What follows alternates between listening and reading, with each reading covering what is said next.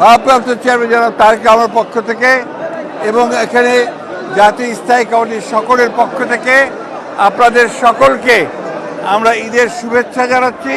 ঈদ মোবারক। আপনাদের মাধ্যমে গোটা দেশবাসীর কাছে আমরা এই ঈদের শুভেচ্ছা পৌঁছে দেওয়ার জন্য অনুরোধ করছি।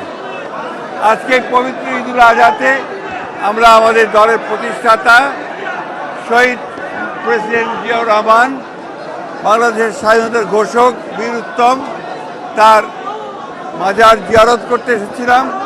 আমরা এখানে মাজার জিয়ারত করেছি এবং পরম করুণা তাআলার কাছে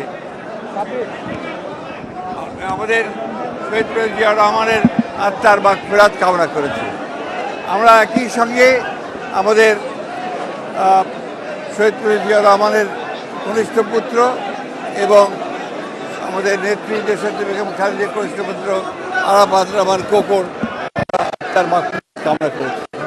একই সঙ্গে বিগত গণতান্ত্রিক আন্দোলনগুলোতে যারা প্রাণ দিয়েছেন, শহীদ হয়েছেন, তাদেরও আত্মার মাগফিরাত কামনা করেছি। বিশেষ করে 1971 সালের স্বাধীনতা যুদ্ধে যারা দেশের স্বাধীনতার জন্য প্রাণ দিয়েছেন, শহীদ হয়েছেন, তাদের প্রতিও আমরা আমাদের শুভেচ্ছা জানাচ্ছি, শ্রদ্ধা জানাচ্ছি, আত্মার মাগফিরাত কামনা করছি। এবং গণতন্ত্রের জন্য বিগত 15 বছর এবং জুলাই আগস্টে যারা শহীদ হয়েছেন, তাদের প্রতিও আমাদের শ্রদ্ধা এবং তাদের আত্মার মাগফিরাত কামনা করছি।